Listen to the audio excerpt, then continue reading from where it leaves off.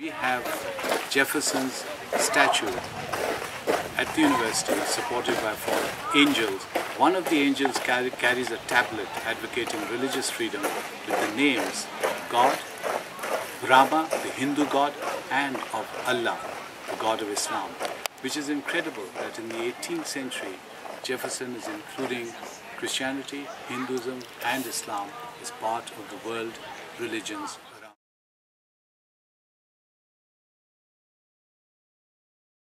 Young Americans and young scholars of the team, let's have your reactions to Thomas Jefferson and ask ourselves, where are the Thomas Jeffersons of America today and why not? I think that there are Thomas Jeffersons today. I think that people like John F. Kennedy, Lincoln has beautiful poetry. He was such an inspiring man. I think there are Thomas Jeffersons of today. Of course, Thomas Jefferson was such an incredible man. We can never have another one like him.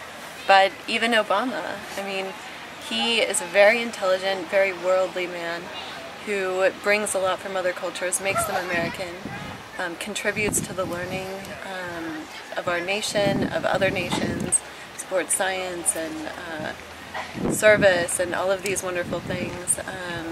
So I think we do have it. Jefferson's house. I was here once before when I was a kid, learning about American history. I feel like I've learned a lot since then. It's also incredible in terms of religious freedom that on his tombstone, when he says, "This is what I want to be remembered by," 3 things, and none of which is being president of the U.S. One is the Declaration of Independence, 2 is religious freedom, declaring universal religious freedom, and then this University of Virginia that we just went to. So those 3 things, and all steeped in knowledge and the Enlightenment and freedom of religion. He's a scholar, he's always learning, he's up apparently, the sun reads for an hour or 2, then his day begins, and he ends his day reading again. He spends 2 hours back with his books. Extraordinary. I think that passion for learning has kind of left the political sphere that we look at for our leaders. So it may not be there as strong today, but I think his ideals are strong and universal. I mean, I think it's universally accepted across the nation and across the world, really. I mean, there's some of these ideas. So as Haley mentioned, there's a tension always, but this is what we strive for, and he's created this ideal, and really this place is just ideal. He's created an ideal life for himself, and I appreciate this pastoral kind of feel, and scholar, and loving the outdoors, and the things he was interested in over time. So. Now here you talked about these tensions. You mentioned one kind of ideological position going from Jefferson down to Kennedy and Lincoln, and then opposed to this you mentioned Jackson and Roosevelt.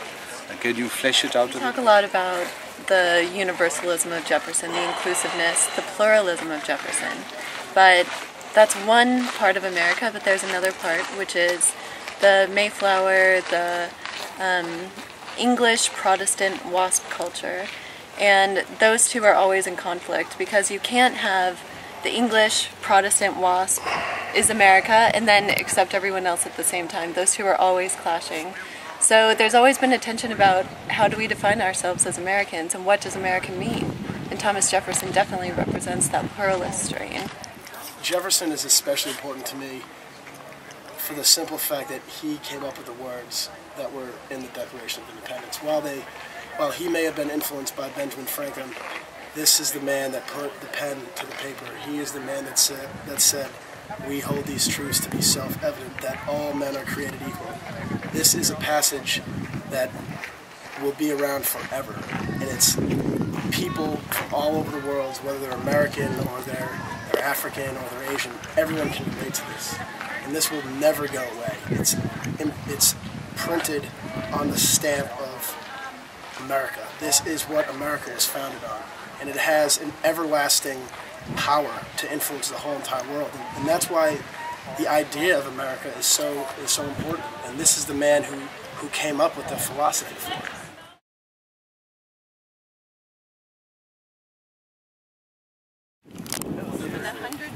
We're just expecting to spend like 100 days.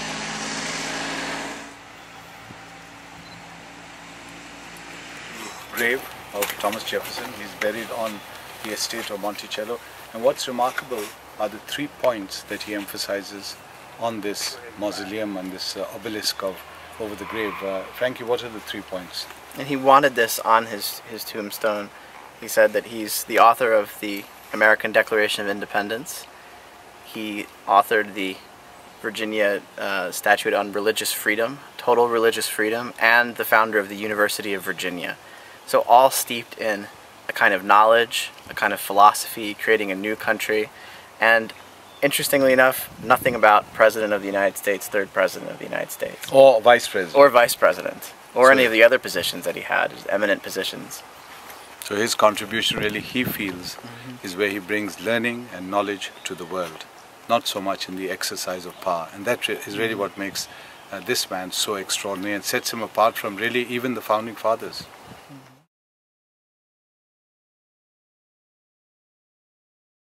Government. Yeah, and I'm retired Air Force. Ah, so you belong to the services. Yeah. Excellent.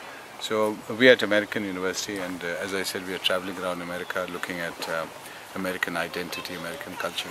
So this great paradox of Jefferson, he's this extraordinary man advocating religious freedom, and his ideas are universal in that sense. And yet, as the guide said, he kept slaves, and there were slaves on the estate, there were slaves in the house. And there seems to be a contradiction here. So how would you comment on that? Well, I think it's kind of hard. And the reason why I say it's kind of hard is because I think back in those days, it was almost customary. I think a lot of people are caught between what people thought was right and what was needed. And the reason why I say that is slave workforce that's nothing new. That's been going on for a long time. And I think my feeling is because of the way he treated his slaves, I just look at them as just basically hired hands, and just happen to be living here on the estate. I don't think there's that much of a contradiction between him believing in the freedom of all people and him also having slaves. Based on that, I don't have a problem with it. So I don't see it as a contradiction. I hold him myself in high esteem for what he's done and what he stood for, and I think the slaves that he did have on this estate benefited from.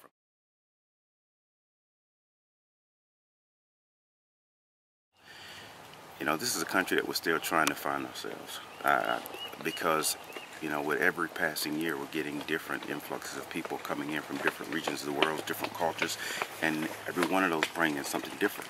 So I think this country, unlike a lot of countries, we're constantly redefining ourselves because there's more and more differences coming in. So to me, I think it's an ever-evolving type thing. I don't think there's one particular thing that defines what. I mean, to you, in terms of symbolism as the origins of the nation.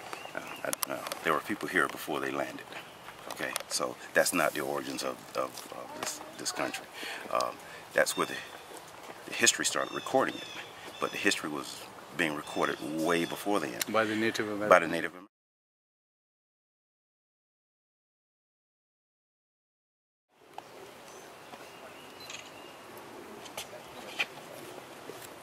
Okay, so we're just looking at the grave, and pure speculation at this point, but a lot of people flicked their nickels with Thomas Jefferson onto the grave, but some people have flicked their pennies with Abraham Lincoln on the grave.